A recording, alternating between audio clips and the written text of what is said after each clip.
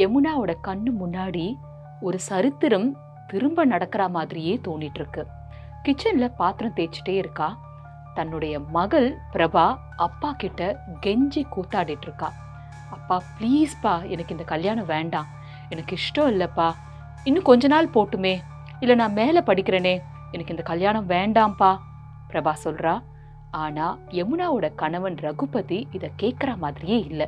நீ படிச்சு கிழிச்சதெல்லாம் போதும், இன்னும் என்ன பண்ண போற, நான் சொல்றத கேளு, ஒழுங்கா கல்யாணத்தை பண்ணிட்டு செட்டில் ஆகிற வழியை பாரு. இப்படி இந்த கான்வர்சேஷன் போயிட்டே இருக்கு. யமுனாக்கு 20 வருஷம் முன்னாடி தன்னோட வாழ்க்கையில இதே மாதிரி நடந்த சம்பவத்தை யோசிச்சு பார்க்கறா. யமுனாவும் அவளோட அப்பா கிட்ட இதே மாதிரி தான் கெஞ்சரா. இந்த ரகுபதியை கல்யாணம் பண்ணிக்கோன்னு அப்பா கம்பல் பண்ணும் பொழுது யமுனாக்கு நல்லா தெரியும் ரகுபதிக்கும் இவளுக்கும் சுத்தமா பொருத்தமே இருக்காது. கல்யாணம் பண்ணிட்டா வாழ்க்கை முழுக்க அழுதுட்டே இருக்கணும் தான் அப்படிங்கிறது நல்லா புரியுது. கம்பேட்டபிலிட்டி அப்படின்றதே கிடையாது. ஆனா கம்பேட்டபிலிட்டி இல்லைன்றத ஒரு ரீசனா சொன்னா யமுனாவோட அப்பாக்கு சுத்தமா புரியாது. எவ்வளோ முடியாதுன்னு யமுனா சொல்லியும் கேட்காம கடைசியா யமுனாவோட அப்பா ஒரு பிரம்மாஸ்திரத்தை எடுத்தாரு. குடும்பமே சரண்டராச்சு. யமுனா வாயை மூடிட்டு அந்த கல்யாணத்தை பண்ணிக்கிட்டா. இப்ப ரகுபதியும் அதே பிரம்மாஸ்திரத்தை தயாரா எடுத்து வச்சிருக்காரு. இங்க இவங்க என்ன முடிவு எடுக்க போறாங்கன்றத பார்க்கலாம்.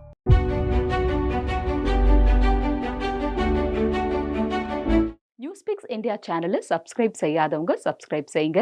பிளேலிஸ்ட் போனீங்கன்னா ரத்தி ஸ்டோரிபீடியா அப்படின்னு ஒரு லிங்க் இருக்கும். அதை கிளிக் பண்ணீங்கன்னா சுவாரஸ்யமான பல கதைகளை நீங்க கேட்டு மகிழலாம். சரி, இப்ப கதைக்குள்ள போலாமா? 20 வருஷம் முன்னாடி யமுனா அப்பா கிட்ட இந்த கல்யாணம் வேண்டவே வேண்டான்னு தலை கீழே நின்று கெஞ்சரா, அழறா, எவ்வளவோ எடுத்து சொல்றா. ஆனா யமுனாவோட அப்பா யமுனா பிறந்தப்பவே தன்னுடைய அக்கா பையன் ரகுபதிக்கு தான் யமுனாவை கொடுக்கணும்னு முடிவு பண்ணிட்டார். யமுனா ரொம்பவுமே சாஃப்டான நேச்சர் இருக்கக்கூடிய ஒரு பொண்ணு. யாரையுமே அதிர்ந்து பேச மாட்டா, அன்பால அரவணைச்சு போற குணம். ரகுபதி அப்படியே நேர் எதிர். ஒரு மைனர் செயினை போட்டுட்டு எல்லா இடத்துலையும் ரவுடி மாதிரி சுத்தி வர்றது, ஒரே அட்டகாசம் பண்றது, இரட்டை அர்த்த வசனங்கள் எல்லாம் பேசுறது, இந்த மாதிரி ரகுபதியோட பொழப்பு. ரகுபதி 8ஆவதுக்கு மேல படிக்கவே இல்லை. யமுனா ரொம்ப அழகா பள்ளி படிப்பை முடிச்சிட்டா. காலேஜ் போகணுன்ற ஆசை. ஆனா அந்த காலத்துல அது ரொம்ப பெரிய ஆசையா இருந்ததால அட்லீஸ்ட் தனக்கு வரப்போற கணவனாவது காலேஜ் வரைக்கும் படிச்சு நல்ல உத்தியோகத்துல இருக்கணும் அப்படின்னு ஆசைப்பட்டா. ஆனா எதுவுமே நடக்கல. யமுனா ரொம்ப அழகா பாடுவா. தன்னுடைய புருஷன் பாட தெரியலனாலும் அவனுக்கு அட்லீஸ்ட் யமுனா பாடுறத ரசிக்கிற ஒரு தன்மையாவது இருக்கணும்னு எதிர்பார்த்தா. சின்ன வயசுல 8ஆவது படிக்கும் பொழுதே அத்தை வீட்டுக்கு யமுனா போயிருக்கும் பொழுது நவராத்திரி கொலுவில் அவளை பாட வச்சு கேட்பாங்க. அப்போவே ரகுபதிக்கு பிடிக்காது. உள்ள இருந்து சிடு சிடு சிடு சிடுன்னு அம்மா கிட்ட சொல்லுவான், இங்க பாருமா, கல்யாணத்துக்கு அப்புறம் இவளை இந்த மாதிரி பாட வச்சுலாம் அழகு பார்த்துட்டு இருக்காத, எனக்கு இதெல்லாம் சுத்தமா பிடிக்காது, சரியா அப்படின்ட்டு போவான். அப்பவே யமுனாவுக்கு ஐயோன்னு இருக்கும். இதே மாதிரி யமுனா பண்ற எந்த நல்ல விஷயமும் ரகுபதிக்கு பிடிக்காது. இப்ப நிர்பந்தம் ரகுபதியை தான் கல்யாணம் பண்ணிக்கணும்னு. யமுனா அப்பா கிட்ட திரும்ப திரும்ப கெஞ்சரா. கடைசியா யமுனாவோட அம்மாவும் சப்போர்ட்டுக்கு வராங்க.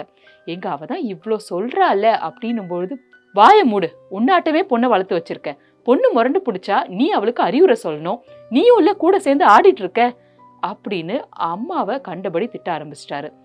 வாக்குவாதம் முத்திட்டே இருக்கும் பொழுது, இங்க பாரு, நீ எனக்கு தான் பிறந்த அப்படின்னாக்கா நீ உள்ள போ, இந்த கல்யாணத்தை நீ பண்ணிக்கணும், நீ வேற எவனுக்கும் பிறந்த அப்படின்னா நீ தாராளமா உன் இஷ்டப்படி பண்ணு, அவ்வளவுதான். இந்த வார்த்தையை கேட்டு அம்மா துடிச்சு போயிட்டா. யமுனா இதுக்கு மேல பேசவே இல்லை. வாயை மூடிட்டு கல்யாணத்துக்கு சரின்னு சொல்லி மணவரையில போய் உட்காந்துட்டா.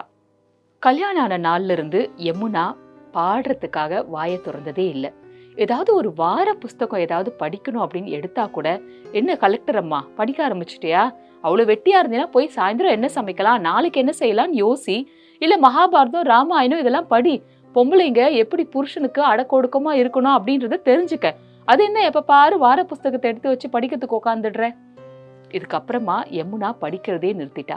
தன்னோட பொண்ணுக்கு ஏதோ ஸ்கூல்ல காம்படிஷன், சரி பாட்டு சொல்லி கொடுக்கலாம் அப்படின்னு ஒரு நாள் ஸ்ருதி பெட்டியை எடுத்தா. அவ்வளவுதான் முடிஞ்சது. உன்ன மாதிரி அல்டாப்பா வளர்த்து வைக்காத, ஏன்னா என் அக்கா பையனும் என்ன மாதிரி தான், அவனுக்கு இந்த விஷயம் எல்லாம் பிடிக்காது, அவ கொஞ்சம் குடும்ப பாங்கா வளரட்டும், புரியுதா, பாட்டும் தேவையில்ல ஒன்னும் தேவையில்ல, இதோட நிறுத்து அவ அளவோட படிக்கட்டும் சரியா அப்படின்னு கத்திட்டு போனான். அன்னிலிருந்து பாட்டும் அவளுக்கு சொல்லி கொடுக்கறது இல்ல. அவ ஏதாவது சந்தேகம் கேட்டா அவளுக்கு படிப்பு சொல்லி கொடுக்கறதுக்கு கூட யமுனா பயந்தா. இது எல்லாமே ரகுபதியோட தாழ்வு மனப்பான்மையால வர்றதுன்றது யமுனாக்கு நல்லாவே தெரியும். இப்படியே 20 வருஷம் காலம் ஓடிடுச்சு. பிரபா நல்லா படிச்சா. ஒரு டைப்பிங் இன்ஸ்டிடியூட்ல ஷார்ட் ஹேண்டும் டைப்பிங்கும் கத்துட்டு இருந்தா. இந்த சமயத்துல தான் பிரபாவோட அத்தை பையனை பிரபாவுக்கு கல்யாணம் பண்ணி கொடுக்கணும்ட்டு ரகுபதி முடிவு பண்றான். அவனோட அக்கா இவ்வளவு காலம் இந்த கல்யாணத்தை தள்ளி போட்டுட்டே இருந்தா. ஏன்னா தன்னோட பையன் பெரிய பிசினஸ் மேக்னட்டா வருவான், வெளியில வேற இடம் பார்க்கலான்னு நினைச்சா. ஆனா அங்க பிசினஸ் எல்லாம் ஊத்தி மூடிடுச்சு. அவனுக்கு வேற போக்கிடம் இல்லை.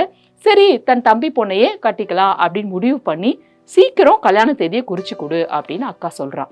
அவ்வளவுதான், ரகுபதி இங்க குதின்னு குதிக்க ஆரம்பிச்சிட்டான். வர முகூர்த்தத்துல கல்யாணம் வச்சாகணும். பிரபாக்கு என்ன பண்றதுனே தெரியல. எவ்வளவோ கெஞ்சி பார்த்தா வேலைக்கே ஆகல. அன்னைக்கு நைட்டு யமுனாவோட பேசுறா.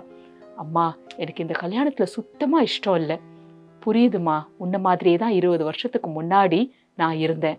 என்ன பண்றது, இந்த ஆண்களுக்கு தான் எவ்வளவு முரட்டு சுபாவம், பெண்களோட மனசை புரிஞ்சுக்கணுன்ற எண்ணம் கூட இல்லையே அப்படின்னு சொல்லும் பொழுது, அம்மா நான் ஒரு முடிவு எடுத்திருக்கேன். என்ன முடிவு சொல்லு.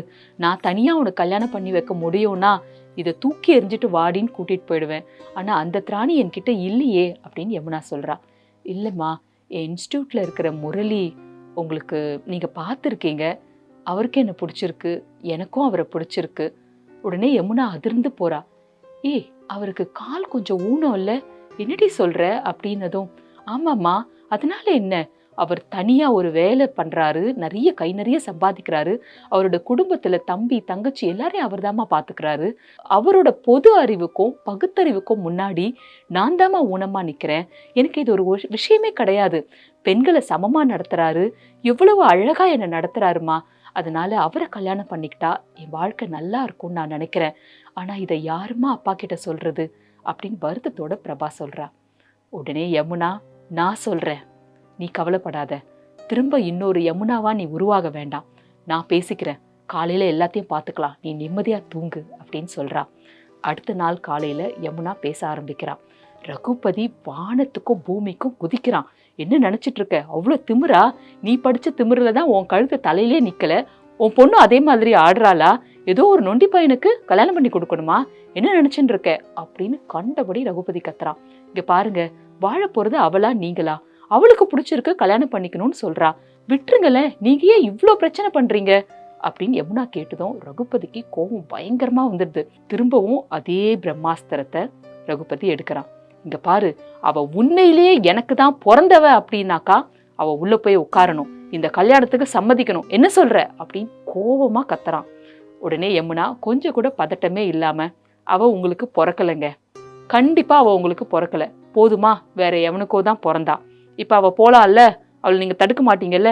ஏய் பிரபா, நீ கிளம்பு, உன் மனசுக்கு பிடிச்சவனோட கல்யாணம் பண்ணிட்டு சந்தோஷமா இரு, நீ இங்க நடந்ததை எடுத்து சொல்லு, கண்டிப்பா முரளி படிச்ச தம்பி புரிஞ்சுப்பாரு அப்படின்னு சொன்ன உடனே யமுனாவோட கணத்துல ஓங்கி பலார்னு ஒரே அறை, பல்லு ஒண்ணு உடைஞ்சி ரத்தமா கொட்டுது. யமுனா எதை பத்தியும் கவலைப்படல. தன்னோட பொண்ணு பிரபா கையை பிடிச்சி கடகடன் வெளியில கூட்டிட்டு வந்து வாயில உப்பு கரிச்சிட்டு இருக்கிற அந்த ரத்தத்தை தூணு அங்க துப்பிட்டு, இங்க பாரு, இத்தனை வருஷத்துக்கு அப்புறம் என் வாழ்க்கை இருந்தா என்ன போனா என்ன, இந்த மனுஷன் என்னை தள்ளி வச்சாலும் அதை பத்திலாம் நான் கவலைப்பட மாட்டேன், இன்னொரு யமுனா இந்த வீட்டுக்கு வரக்கூடாது, நீ கிளம்பு, உனக்கு பிடிச்சதை செய், உனக்கு பிடிச்சமானவனை கல்யாணம் பண்ணிக்கோ, இங்க எந்த பிரச்சனைனாலும் நான் பாத்துக்கிறேன் அப்படின்னு அதிர்ந்து போயிருந்த மகளை அருமையா வழி அனுப்பி வச்சுட்டு அதே வீட்டு வாச திண்ணையில ஆடாம அசையாம உட்கார்றா யமுனா. இதுக்கப்புறம் ரகுபதி தன்னை சேர்த்துக்கிட்டா என்ன, சேர்த்துக்கலன்னா என்ன, இதுக்கப்புறம் விவாகரத்துன்னு போய் நின்னா கூட அதை பத்தி கவலையே பட போறதில்ல. மகளோட வாழ்க்கை அழிஞ்சு போறதை விட தான் இன்னொருத்தன் கூட போன அப்படிங்கிற கெட்ட பேரு இருந்தா இருந்துட்டு போட்டுமே, அதனால என்ன அப்படின்னு யமுனா நினைக்கிறா. அனுராதா ரமணன் அவர்கள் எழுதிய இழப்பில்லாத விபத்துக்கள் அப்படின்ற கதையை தான் நம்ம எல்லாரும் கேட்டுட்டு இருந்தோம். காலங்காலமா பெண்களை அழுத்தி வைக்கணும்னா அவளோட ஒழுக்கத்துல ஒரு குவெஸ்டின் மார்க் போட வேண்டியது. இன்னைக்கு யமுனா அந்த கொஸ்டின் மார்க்கை தூக்கி எறிஞ்சிட்டு அப்படிதான் என்னங்கிற அப்படின்ற கேள்வியை கேட்டு போல்டா ஒரு டெசிஷன் எடுத்தாங்க பாருங்க. அதுக்கு அவங்களுக்கு கண்டிப்பா அப்ரிசியேஷன்ஸ் கொடுக்கணும். இந்த கதையை பத்தி நீங்க என்ன நினைக்கிறீங்கன்றத கமெண்ட் செக்ஷன்ல போடுங்க. மீண்டும் அடுத்த வாரம் வேறொரு கதையோட உங்களை சந்திக்கிறேன். நன்றி, வணக்கம்.